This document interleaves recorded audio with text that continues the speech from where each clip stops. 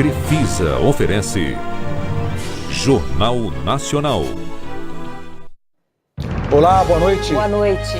O presidente Michel Temer reúne autoridades no Rio para discutir a intervenção federal na segurança e anuncia a criação do novo Ministério da Segurança Pública. A cidade tem novos episódios de violência. O Comando Militar do Leste diz que a fase atual ainda é de planejamento. O decreto da intervenção vai ser votado no Congresso na semana que vem. Nossos repórteres vão à fronteira com a Venezuela e mostram que nada mudou com a decretação de emergência social em Roraima por causa da onda de imigrantes que fogem da crise no país vizinho. Novos depoimentos de ex-executivos de duas empreiteiras citam pagamento de propina ao PSDB por obras em São Paulo. No México, 14 pessoas morrem na queda de um helicóptero que levava autoridades à região atingida por um terremoto. Um japonês conquista o bicampeonato olímpico na patinação artística. E o carnaval ainda anima o fim de semana no Rio e em São Paulo. O Jornal Nacional está começando.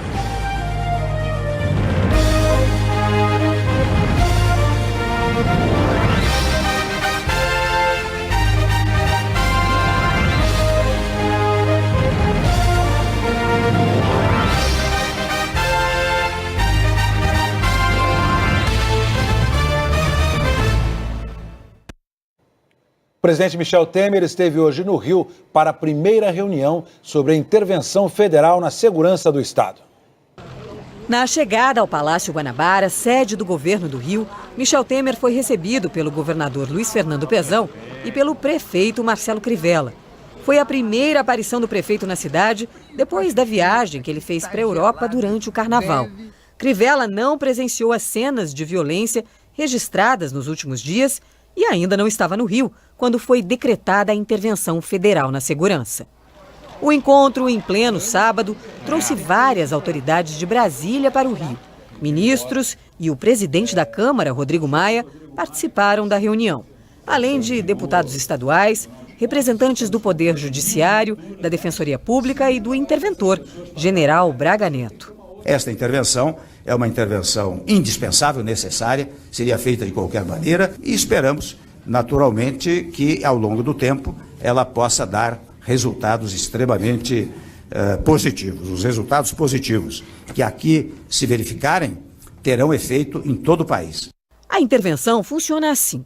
O general Braga Neto se torna a autoridade máxima no Estado na segurança, uma espécie de governador só dessa área.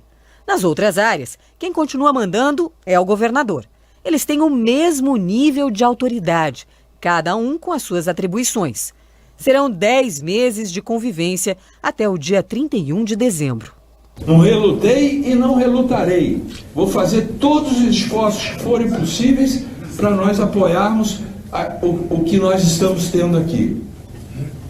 General Braga Neto terá todo o nosso apoio. Ao contrário das expectativas, a reunião terminou sem o anúncio das medidas práticas que o interventor, General Braga Neto, pretende tomar a partir de agora. Segundo o Comando Militar do Leste, a fase ainda é de planejamento. O general Braga Neto não falou com os jornalistas. No fim do encontro, o presidente fez um rápido pronunciamento. Não deu detalhes do que foi discutido, mas anunciou a criação de uma nova pasta, o Ministério Extraordinário da Segurança Pública. O novo ministério assume o comando da Polícia Federal, da Polícia Rodoviária Federal, do Departamento Penitenciário Nacional e da Secretaria de Segurança Pública, que hoje estão subordinados ao Ministério da Justiça. O Ministério da Justiça continua responsável por desenvolver políticas preventivas de combate às drogas e programas de recuperação de ativos no exterior, cuidar de estrangeiros e refugiados, da defesa do consumidor e combater os cartéis. Não vai, evidentemente, invadir as competências de cada Estado federado. Vai cumprir as suas funções de natureza constitucional, que já são da União Federal, mas também vai coordenar o trabalho de segurança pública em todo o país. Este é um anúncio que agora, acho que pela primeira vez, estou fazendo publicamente. Tanques e tropas do Exército voltaram a aparecer nas ruas do Rio hoje, mas esse reforço ainda não foi um resultado da intervenção federal. A presença de blindados e soldados era pela vinda do presidente Michel Temer à cidade. Também havia mais policiais na rua, Mas, segundo a Polícia Militar, o reforço já estava programado por causa dos blocos de carnaval e do desfile das escolas campeãs. Na prática, a intervenção federal só começa depois que o Congresso votar a medida na próxima semana. Por enquanto, prevalece a garantia da lei e da ordem, que desde julho autorizou as Forças Armadas a trabalhar com a polícia no combate ao crime aqui no Rio. Hoje, o Rio registrou mais violência. Uma tentativa de assalto terminou em tiroteio na Tijuca. Também na Zona Norte, este caminhão foi saqueado. Ainda de madrugada, bandidos explodiram este banco na Baixada Fluminense. Rotina que amedronta moradores e turistas. Esse final de semana nós estávamos com 100 pessoas para vir para cá. De 100 chegaram a 8. Qual o motivo? Violência, arrastão, mortes. É horrível, é terror, cara. É medo. A gente vive só com medo. Medo o tempo todo. A expectativa do governo federal é aprovar o decreto da intervenção na área de segurança do Rio até terça-feira na Câmara e no Senado. A deputada Laura Carneiro, do MDB do Rio, vai ser a relatora do decreto de intervenção. A escolha foi do presidente da Câmara, que disse que se os deputados comparecerem à sessão, o decreto pode ser aprovado já na segunda-feira à noite. Se tiver quórum, né? Nós estamos trabalhando para mobilizar, já que é uma questão urgente e a nossa obrigação é que entre segunda e terça-feira o Congresso, a Câmara primeiro e depois o Senado já tenham terminado essa votação. A sessão começa com a leitura do relatório, depois vem a discussão. Pelo menos 3 deputados podem votar a favor do decreto e 3 contra, cada um por 3 minutos. Encerrado o debate, tem início a votação, que vai ser aberta. Para ser aprovado, o decreto precisa receber a maioria simples dos votos. Aprovado na Câmara, o decreto segue para votação no Senado, onde, para ser validado, também precisa de maioria simples. O relator será escolhido pelo presidente do Senado, Eunício Oliveira, que já informou que vai optar por um parlamentar favorável à intervenção. No entendimento de técnicos do Congresso, os parlamentares não poderão acrescentar ou retirar pontos do texto, porque a decretação de intervenção federal é competência do presidente da República. E o presidente da Câmara, Rodrigo Maia, disse que vai consultar a presidente do Supremo Tribunal Federal, ministra Carmen Lúcia, sobre a tramitação de emendas constitucionais. A de maior interesse do governo, a da reforma da Previdência, teve que ser retirada da pauta da Câmara por causa da intervenção federal no Rio. A Constituição não pode sofrer alterações durante a vigência desse decreto. Maia disse que entende que é possível votar propostas de emendas, mas não promulgá-las, mas que vai decidir o que fazer em diálogo com o STF. Há pelo menos 3 décadas, a população do Rio de Janeiro convive com a violência, ouve promessas e espera por uma solução. Há mais de 30 anos, em julho de 1986, uma pesquisa perguntou à população do Rio quais os problemas deveriam receber mais atenção do governo. A violência ficou em primeiro lugar. Ano após ano, as autoridades sempre reconheceram que a situação era grave. Rocinha, 1988. Essa imagem foi o anúncio de Dias Difíceis. Salva de tiros para homenagear um bandido morto. A arma usada, um fuzil, até então era pouco conhecida. O tráfico de drogas se espalhava pelas comunidades do Rio.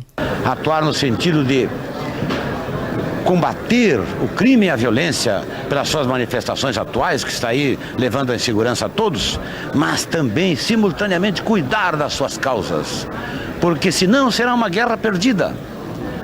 Nós temos que ir às suas raízes e às suas causas. Grupos de extermínio formados por policiais e ex-policiais agiam principalmente na Baixada Fluminense.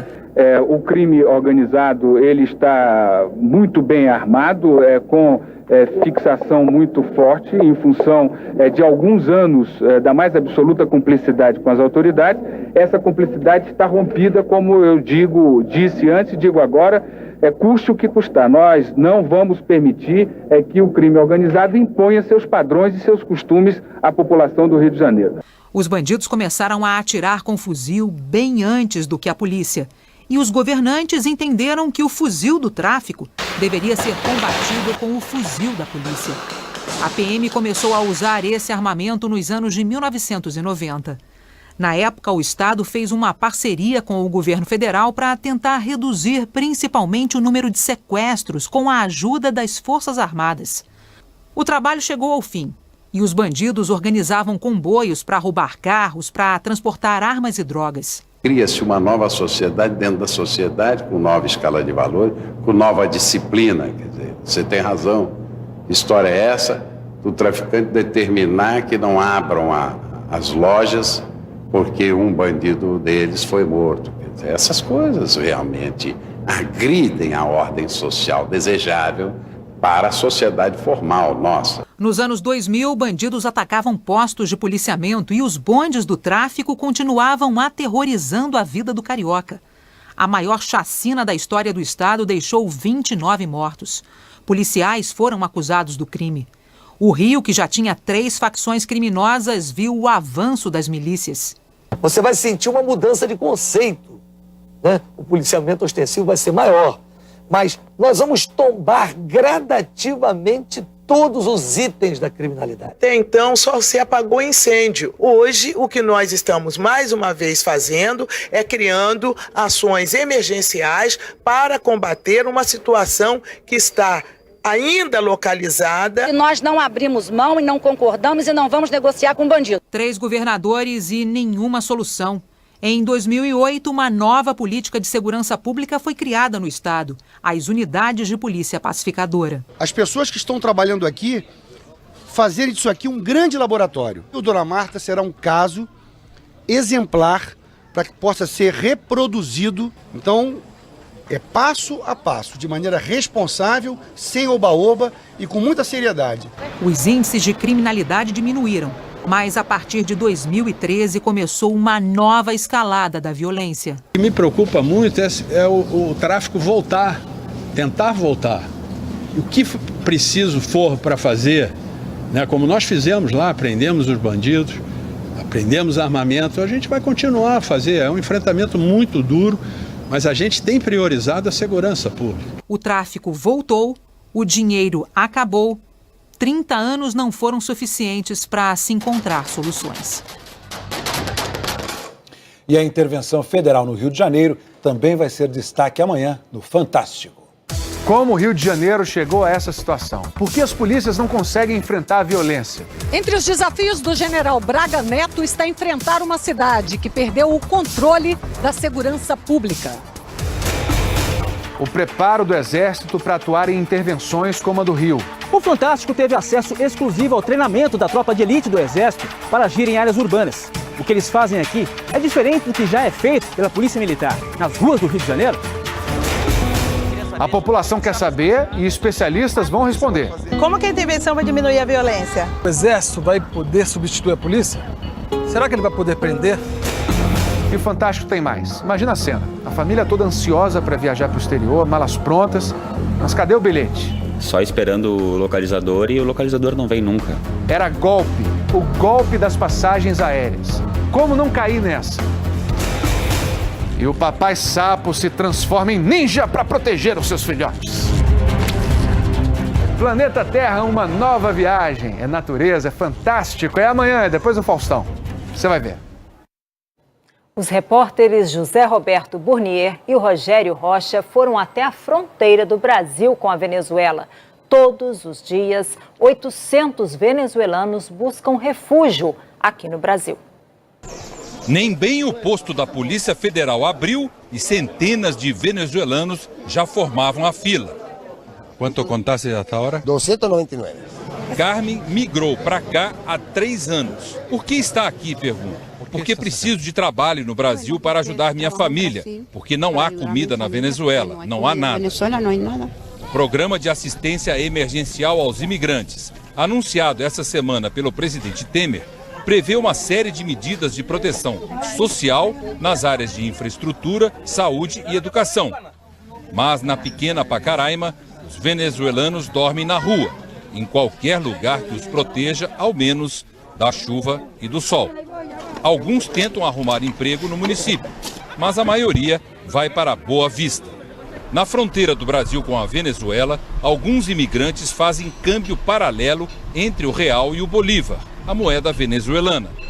É uma atividade ilegal, clandestina, mas não há qualquer fiscalização.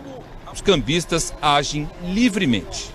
Eu conversei com um agente da Polícia Federal que não pode ser identificado e também não tem autorização para gravar entrevista. Ele me disse que, apesar de o presidente Temer ter decretado estado de calamidade social no estado de Roraima, por enquanto, nada mudou no controle aqui da fronteira. 30 militares da Força Nacional de Segurança já estão há uma semana em Pacaraima, mas até agora não começaram a atuar. O governo federal afirmou que o decreto de situação de emergência social não fecha a fronteira com a Venezuela, mas disponibiliza recursos para ajudar Roraima. Diz ainda que a Polícia Rodoviária Federal e o Exército já dobraram o efetivo no estado e que na segunda-feira mais servidores da Polícia Federal chegarão a Pacaraima. 54 cidades do estado de São Paulo fizeram hoje um mutirão de vacinação contra a febre amarela. A procura foi abaixo do esperado na capital paulista, onde falta vacinar mais da metade da população que vive em áreas de risco. 3 novas mortes foram confirmadas. As vítimas pegaram a doença na Zona Norte e nenhuma delas tinha tomado a vacina. Você vai ver a seguir o fim do horário de verão. E o primeiro bicampeão olímpico na patinação artística em 6 décadas.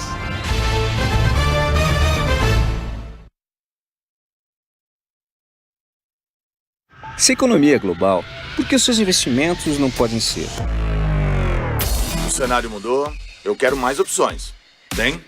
Tem. Agora, Investimento 360 do Personalité oferece uma seleção exclusiva de fundos para investimento internacional.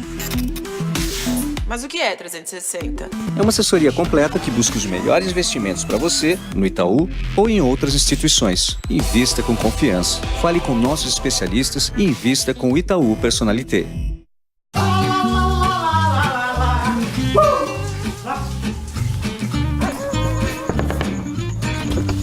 Marcos Paulo, você está 12 horas dentro desse carro. Volta pra cama, vamos dormir. Marcos Paulo!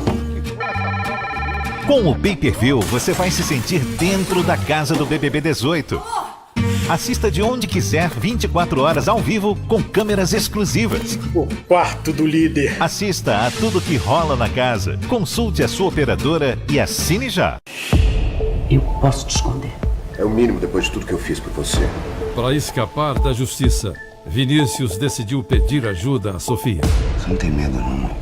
Esse cara bote a boca no mundo e conte todos os acordos que você fez. Medo? Eu sou esperta, Gael. Eu vou esconder ele nas minas. E depois? Eu sei me livrar de um problema. Daqui a pouco, o outro lado do paraíso.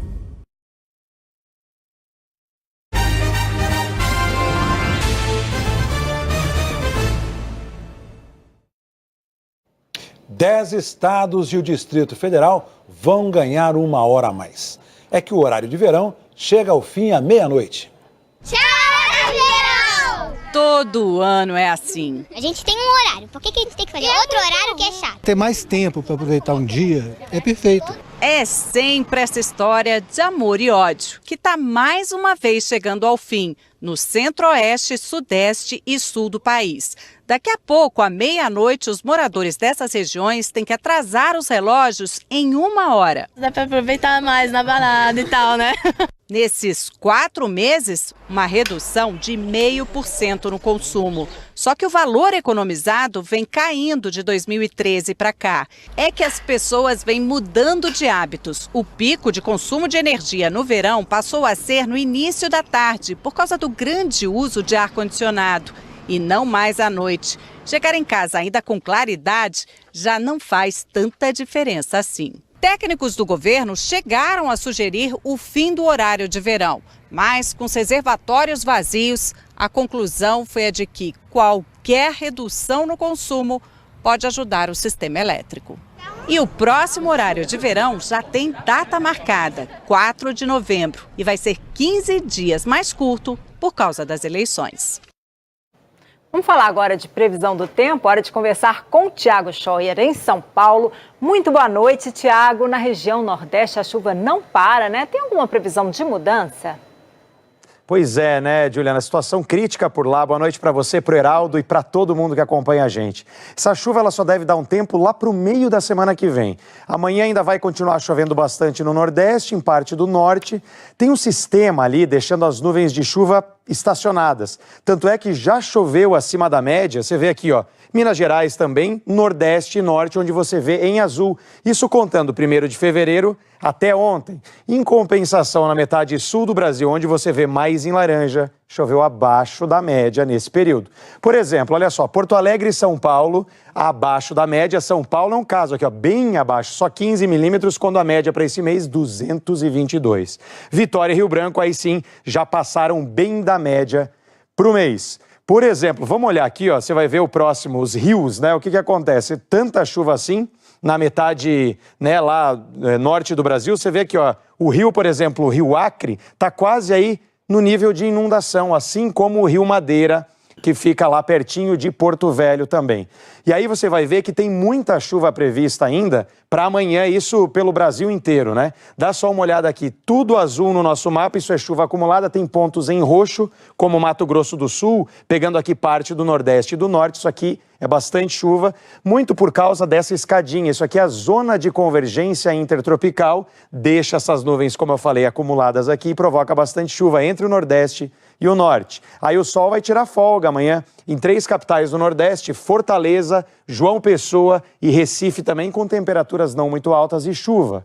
Agora em Parazinho, no Rio Grande do Norte, o sol até vai aparecer, máxima de 29. Em Jaicós, lá no Piauí, chove, mas a máxima chega aos 33. E em Ferreira Gomes, do Amapá, máxima de 30, também com aquela chuva para dar uma refrescada, Juliana. Ô, Thiago, agora onde o tempo fica firme no domingo? Então, hoje está bem econômico, viu, Juliana? Já adianto para vocês.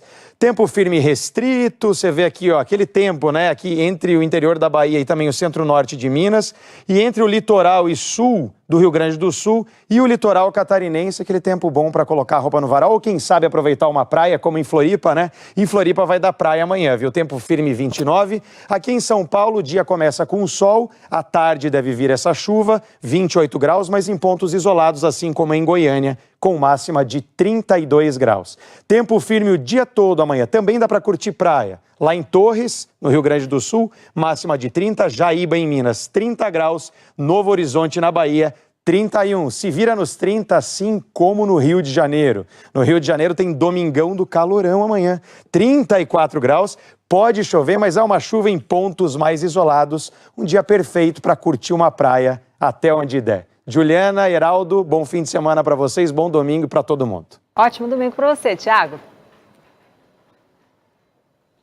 Na Olimpíada de Inverno da Coreia do Sul, um japonês emocionou o público e foi recompensado com o bicampeonato olímpico na patinação artística. Quem vê Yusuru Hanyu deslizando com tanta desenvoltura no gelo, nem imagina. 4 meses atrás, ele mal podia andar. O patinador japonês sofreu uma séria lesão no tornozelo e o calendário marcava novembro de 2017. Disputar os Jogos de Inverno já seria um feito. Defender o título olímpico, então, algo quase impossível. Quase, porque Hanyu conseguiu, fez história. 317,85 pontos, somando os programas curto e livre.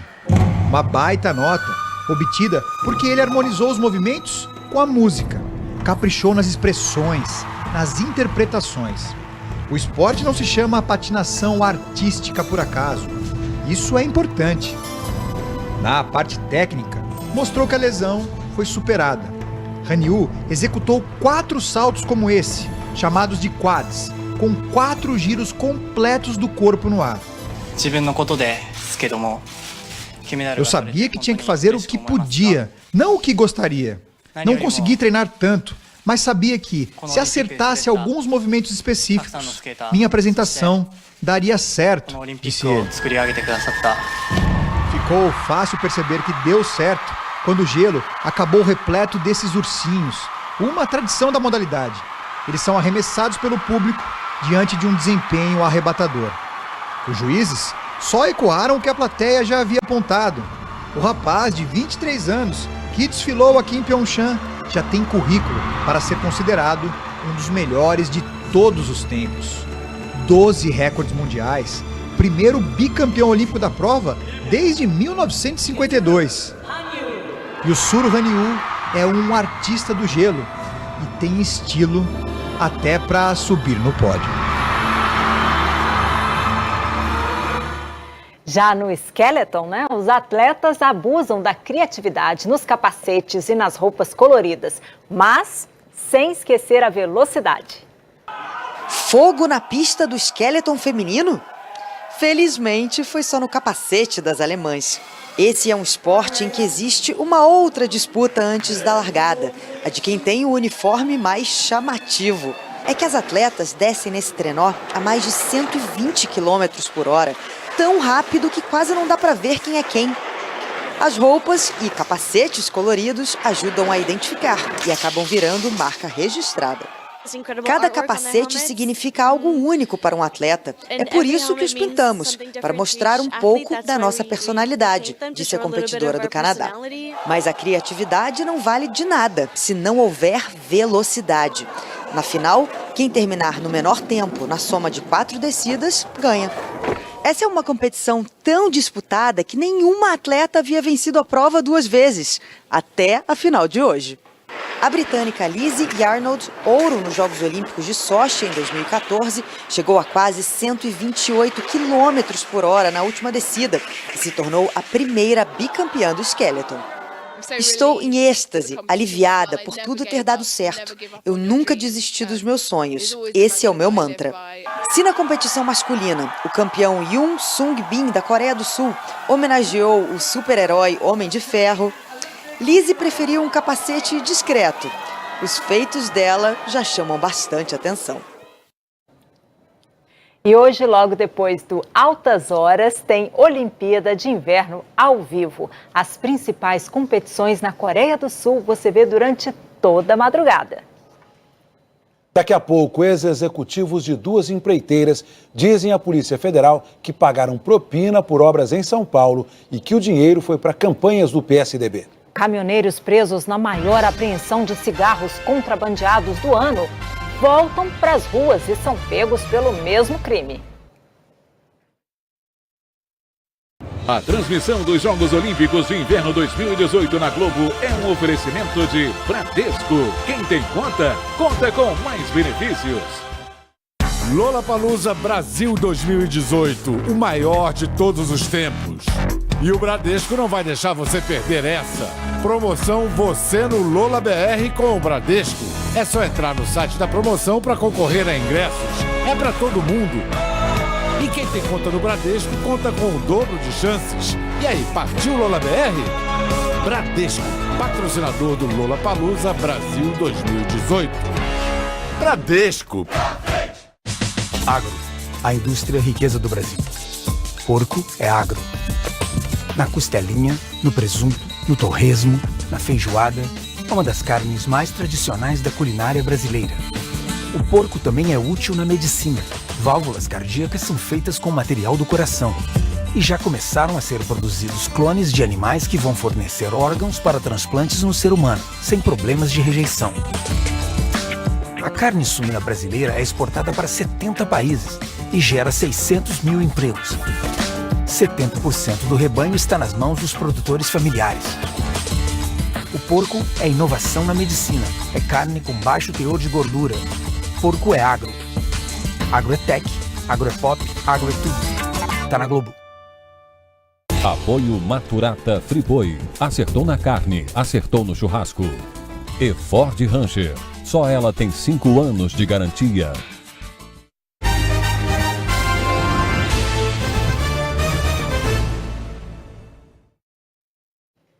Novos depoimentos de ex-executivos das construtoras OAS e Andrade Gutierrez, à Polícia Federal, citam pagamentos de propina em obras de São Paulo para a campanha do PSDB.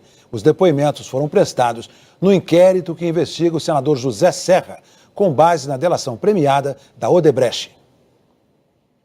O jornal O Estado de São Paulo mostra que ex-executivos da OAS e da Andrade Gutierrez disseram que pagaram propina por contratos do Rodoanel para a campanha do tucano José Serra para o governo do Estado de São Paulo em 2006.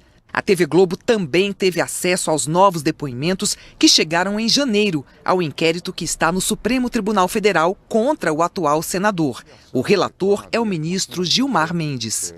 O ex-diretor da OAS, Carlos Henrique Barbosa Lemos, e o ex-presidente da Andrade Gutierrez Engenharia, Flávio Davi Barra, disseram que as empreiteiras criaram um grupo de trabalho que ajudou a elaborar o edital do Rodoanel Sul. As obras foram divididas em 5 lotes liderados por consórcios de empreiteiras: Andrade Gutierrez, OAS, Odebrecht, Queiroz Galvão e Camargo Correia. No depoimento em agosto de 2017, o ex-executivo da OAS, Carlos Henrique Barbosa Lemos, disse que os representantes das empresas foram informados pela Andrade Gutierrez que seria necessário realizar o pagamento de aproximadamente 30 milhões de reais para o então secretário de Transportes do Estado, Dario Reis Lopes. Esses 30 milhões seriam para o caixa de campanha eleitoral do PSDB. Ele contou que o consórcio OAS Mendes Júnior pagou 5 milhões e 400 mil reais. O ex-executivo disse que a OAS fez o repasse de 2 milhões e 300 mil reais para Mário Rodrigues Júnior, diretor de engenharia da Dersa, concessionária do governo de São Paulo e que fez o contrato do Rodoanel Sul. Carlos Lemos disse que se recorda que parte do dinheiro foi transferida na forma de doações eleitorais ao PSDB, registradas na Justiça Eleitoral, sendo que outra parte dos pagamentos foi feita em espécie. Já o ex-executivo da Andrade Gutierrez, Flávio Davi Barra, citou o pagamento de propina para a diretoria do metrô de São Paulo. No depoimento recente, em 25 de janeiro, ele disse que foi procurado pelo então presidente do metrô, Luiz Carlos Freise Davi, que cobrou que seria necessária a arrecadação de recursos na ordem de 2 milhões de reais. Ele disse que então combinou o pagamento na medida em que as obras do primeiro lote da expansão da linha 2 do metrô fossem faturadas. Flávio Barra contou ainda que a Andrade Gutierrez pagou 2 milhões de reais que seriam destinados a Eduardo Bittencourt, conselheiro do Tribunal de Contas de São Paulo, que, segundo o depoimento, pediu 10 milhões de reais para cuidar da fusão dos consórcios das empreiteiras em obras do metrô. Os depoimentos dos ex-executivos da OAS e da Andrade Gutierrez confirmam outros pontos da investigação que começou com a delação da Odebrecht. Eles contaram que em 2007, ao assumir o governo do estado de São Paulo, José Serra determinou uma redução global de 4% nos contratos, o que foi feito.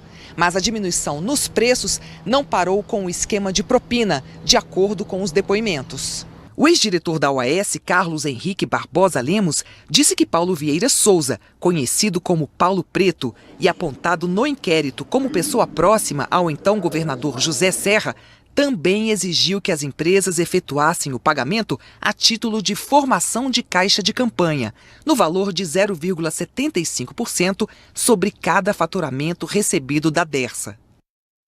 O senador José Serra disse que todas as campanhas eleitorais dele foram conduzidas dentro da lei, sob a responsabilidade do PSDB. O diretório estadual do PSDB declarou que jamais pediu a qualquer empresa vantagens em contratos. O ex-secretário de Transportes do Estado de São Paulo e atual secretário nacional de Aviação Civil, Dario Lopes, negou que tenha pedido recursos ilícitos.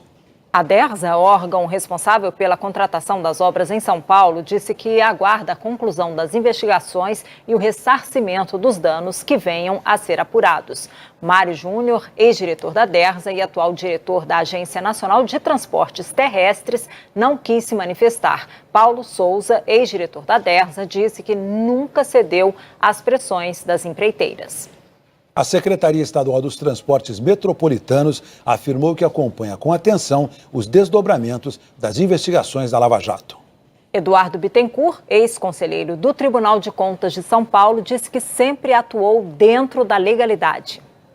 A Odebrecht declarou que está colaborando com a Justiça. A Andrade Gutierrez disse que apoia toda a iniciativa de combate à corrupção. A OAS não se manifestou.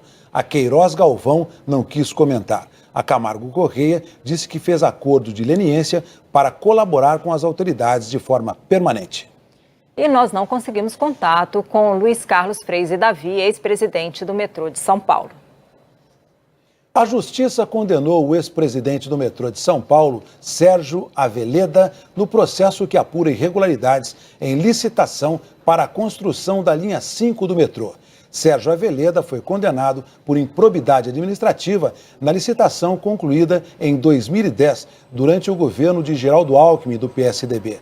No mesmo ano, a promotoria pediu a anulação dos contratos e recomendou uma nova licitação. Mas Aveleda não cumpriu a determinação. 12 empreiteiras que participaram da licitação também foram condenadas. Todos terão que pagar mais de 320 milhões de reais em multas. A decisão é de primeira instância e cabe recurso. Sérgio Aveleda, atual secretário municipal de transportes de São Paulo, diz que é inocente, que não participou do edital, não fez a licitação e não assinou o contrato para a construção da linha 5 do metrô. A defesa vai recorrer da decisão.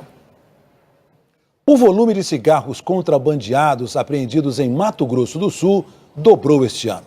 Operações de repressão a esse tipo de crime se tornaram frequentes no estado. Mas uma apreensão esta semana chamou a atenção dos policiais. É a segunda maior do ano. 5 carretas bitrem com 2 milhões e 200 mil maços de cigarros que estavam sendo levados para Rondonópolis, Mato Grosso. 4 motoristas foram presos. Os policiais ficaram surpresos quando foram verificar os documentos dos motoristas e descobriram que eles eram velhos conhecidos. Há menos de um mês já tinham sido presos aqui mesmo na região. Eles estavam dirigindo carretas iguais a essas também. E a carga, 2,5 milhões de maços de cigarros contrabandeados. A prisão anterior foi no dia 20 de janeiro. Jonathan Davi Divino Silva, Alessandro Aurélio Silva Souza, Plínio Alves Silva Machado e Vandir Júnior Bezerra Marques foram pegos na maior apreensão do ano no Brasil. Não estavam preocupados, né, e até de forma bastante debochada, né, dizendo que já fariam logo a saída, assim que saíssem, fariam um novo carregamento. Você também estava naquela, Alessandro? Semana passada que foi, né? Semana passada. Não, foi dia 20. Não, dia 20. A audiência de custódia na Justiça Federal foi no dia 22 de janeiro. O juiz Dalton Igor Kita Conrado concluiu que não estavam presentes os requisitos para autorizar a prisão preventiva. O juiz ainda determinou fiança de 10 salários mínimos, mais de R$9 mil para cada um. Mas o próprio juiz reduziu a fiança para R$ 3.123 para cada preso, porque eles estão desempregados e não teriam condições de pagar mais. Os próprios presos contaram como saíram rapidamente da cadeia. Chegou aqui, deu sábado, chegamos sábado. Ficamos domingo, segundo dia, corpo dele 2 horas, 4 horas, foi o dinheiro saindo. O juiz ouviu vocês e mandou soltar na rua.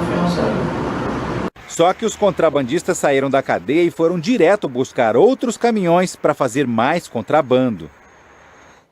Os presos continuam detidos na carceragem da Polícia Federal em Campo Grande. A Justiça Federal já fez audiência de custódia e decidiu que eles vão poder ser soltos novamente com o pagamento de fiança de R$ 9.300 cada um. Mas desta vez, se eles pagarem a fiança, vão passar a ser monitorados por tornozeleira eletrônica. No México, 14 pessoas morreram num acidente com um helicóptero da Força Aérea que sobrevoava a região afetada por um terremoto. O terremoto foi grande, de magnitude 7,2, causou danos e deixou mais de 1 milhão de mexicanos sem eletricidade. Mas, felizmente, não causou mortes, ao contrário do anterior, em setembro do ano passado, que deixou 370 mortos. O ministro do Interior, Alfonso Navarrete, tranquilizou a nação. O terremoto foi forte no litoral e gerou medo na cidade do México, ele disse, mas não há perda de vidas nem danos graves. Por uma ironia do destino, logo depois de anunciar que o terremoto não tinha matado ninguém, o ministro pegou um helicóptero com o governador do estado de Oaxaca, onde ficava o epicentro do terremoto, para visitar a área mais atingida. O helicóptero caiu sobre 2 vans, matando 14 pessoas. As autoridades sobreviveram. Estava escuro, sem eletricidade, estávamos dormindo nas vans com medo das réplicas, conta o sobrevivente. O governador deveria trazer ajuda, mas olha o que aconteceu. Essa foi a ajuda. Entre os 14 mortos havia 2 crianças. Pelo menos 15 pessoas ficaram feridas na queda do helicóptero. O presidente americano Donald Trump e a primeira-dama Melania visitaram os feridos do tiroteio que matou 17 pessoas na Flórida esta semana. Trump disse que é muito triste que algo assim tenha acontecido. Mas quando uma repórter questionou sobre uma mudança na legislação sobre armas, ele foi embora sem responder. A cerca de 70 quilômetros dali, centenas de pessoas fizeram uma manifestação hoje contra a atual política de comércio de armas e munição nos Estados Unidos. Alguns estudantes que sobreviveram ao ataque também participaram.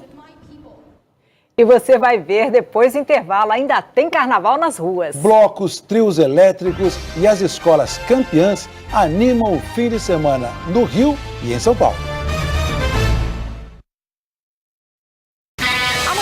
Esporte. A chuva fazendo grudar uma série de impurezas. E aí é como se criasse uma película. Pastilhas de freio que secam na chuva. Sensor de faixa. Como vai ser dirigir com ele? Tem uma preparação diferente aí. Você já abasteceu com gasolina formulada? Pneu velho é um perigo. Mesmo esse pouquinho de água aqui, pode se tornar um criadouro de mosquito, transmissor de doenças. É depois do Globo Rural no Auto Esporte. Esse ano novo agora eu falei que ia ficar zen, mas início de ano é muito difícil. Aqui, Iesa, minha irmã ligando pra falar que tá sem dinheiro pra pagar IPTU e IPVA. Iesa, entra no aplicativo do Banco do Brasil e pega o crédito. Não sabe mexer o que, Iesa? Pra entrar no aplicativo pra mandar nude, você sabe. Pra pagar conta, faz a louca. Iesa, deixa eu te ligar o telefone na tua cara que eu tô zen. Shhh, o quê, garoto? Que a silêncio vai pra casa. Organize as contas e fique com tudo em dia com as melhores soluções de crédito do Banco do Brasil. Pensando bem, tá. Imagine o nosso futebol sem o Campeonato Paulista. Onde São Marcos faria sua estreia pegando pênalti? Como provaríamos que uma moeda pode cair em pé? Quem o Neymar chamaria pra dançar? O Pires foi na do Neymar, o Neymar tá certo. Quando você ia saber que o jogo só acaba quando termina? Estadual é clássico. É a raiz do nosso futebol. Jogos ao vivo e exclusivos no Premiere.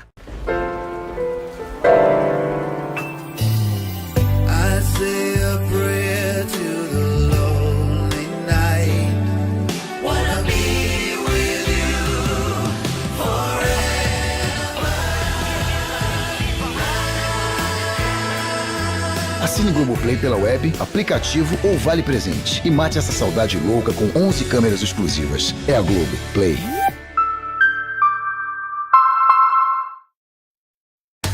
(5.570 municípios e uma pergunta. Que Brasil você quer para o futuro? Meu nome é Naldo Elmer. O meu é Mario. Sou Jorge Luiz. Você, seu recado e sua cidade precisam aparecer. Falo de Caruaru. Jardim Noia, São João de Meriti, Rio de Janeiro. Eu sou de Manaus. Grave um vídeo do seu celular. Envie para o G1. O que eu desejo para o futuro do Brasil é salário digno para nossos professores, um Brasil sem corrupção. Eu quero um Brasil sem covardia, sem sofrimento, sem miséria. O que eu espero para o futuro do Brasil é que tenha menos preconceito, porque somos todos iguais. Diz pra gente. Diz pra gente. Diz pra gente. Diz para a gente. Diz pra gente. Que Brasil você quer para o futuro? Futebol 2018. Oferecimento Meu Vivo, recarga, segunda via e muito mais. Skol, no verão tá redondo, tá junto. Epocler, o fígado atacou, alivie com Epocler. Novo Chevrolet Cruze, motor e performance turbo. Clearman Shampoo, refrescância e zero gaspa. E Itaú, patrocinador de todas as seleções brasileiras de futebol.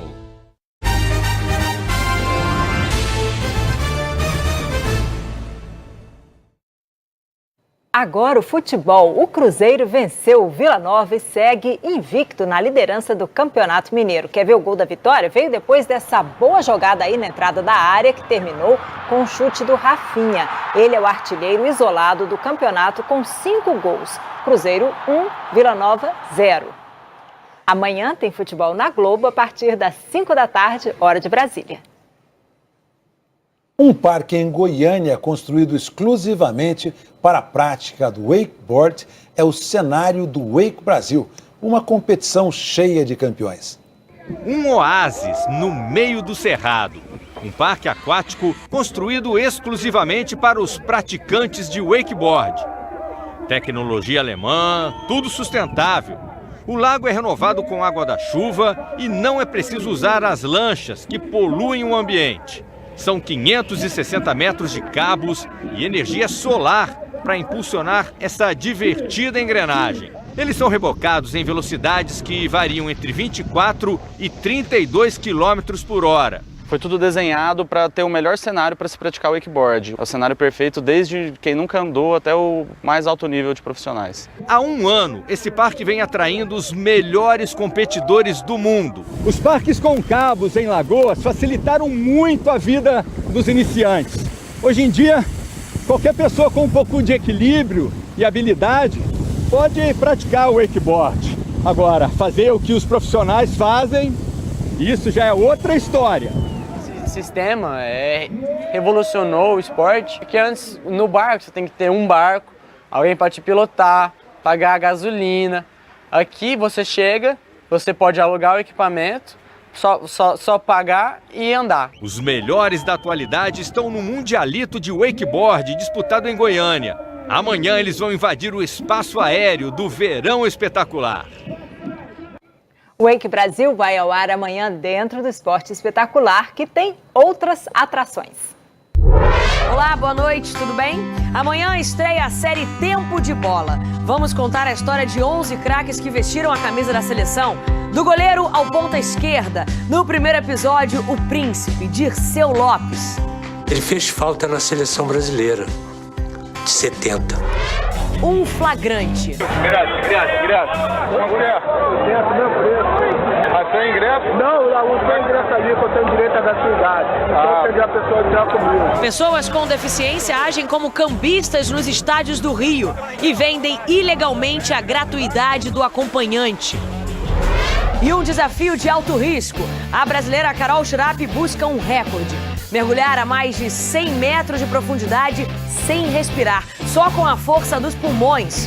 É amanhã, logo depois do Auto Esporte. Até lá. Parece que o carnaval não acabou no Rio de Janeiro. Quase 50 blocos animaram a cidade nesse fim de semana. E hoje, uma cantora poderosa arrastou uma multidão. Carnaval, cena número... Peraí, não terminou ainda? Só acaba quando termina. Falaram que o carnaval acabava na quarta-feira de cinzas, mas ninguém aqui acreditou. E todos vieram hoje ao centro do Rio, debaixo desse sol forte, por causa de uma mulher muito poderosa, Anitta. E que poder! A começar pelo figurino do clipe da música Vai Malandra. Vou sair daqui toda bronzeada, é o jeito. A Anitta é maravilhosa, maravilhosa! E que tiro foi esse? O bloco teve a presença de Jojo Todinho, dona de um dos hits do momento. Sou diva do bloco. A folia contou com segurança reforçada. A Polícia Militar do Rio colocou mais de 5.700 homens nos quase 50 blocos desse fim de semana. E no Sambódromo, que recebe hoje o desfile das campeãs. A gente esteve aqui no bloco na quarta, mas hoje está mais reforçado.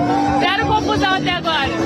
Parece que dessa vez o carnaval tá acabando mesmo. Mas o Folião avisa, ainda dá tempo de fazer história.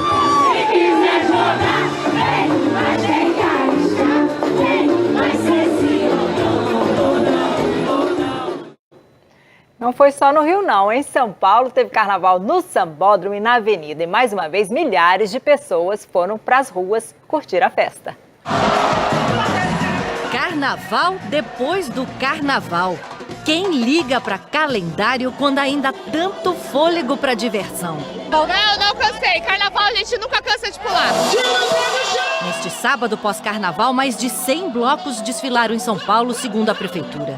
E o repertório das ruas teve várias versões e ritmos. Carnaval de São Paulo, ele veio para ficar. A festa de rua virou festa de avenida. Uma multidão veio para 23 de maio, que virou o centro do Carnaval de São Paulo.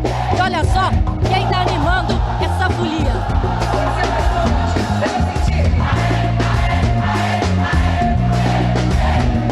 Primeira vez de Cláudia Leite na folia paulistana. Durante a apresentação, um susto. O tapume que protegia um monumento ameaçou cair sobre os foliões. A cantora parou o show. Mas logo a festa foi retomada. Arrasou São Paulo, pisa mais, Claudinha! Minha linda, loira, nós chamamos! Vamos curtir muito você! E o amor foi recíproco. Amei! Quero voltar todo ano. Começa o carnaval em Salvador, termina em São Paulo. Fechou? Carnaval que este ano teve mais de 10 milhões de foliões, segundo o prefeito de São Paulo. Mais gente e mais dinheiro para a cidade. 6% maior o movimento do comércio na cidade. 35% maior o movimento nos hotéis de São Paulo. Quase R$500 bilhão de injeção de recursos na vida econômica da cidade. 8 escolas de samba do Grupo de Acesso e do Grupo Especial voltaram ao Sambódromo Paulistano. Foi o desfile das campeãs. A Mancha Verde falou da amizade e dos 40 anos do Grupo Fundo de Quintal.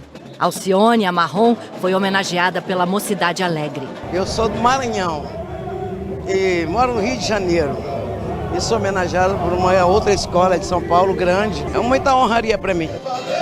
A grande campeã, Acadêmicos do Tatuapé, foi a última a entrar na avenida. E entusiasmou o público falando das belezas do Maranhão. Uma boa noite para você, ótimo domingo. Boa noite.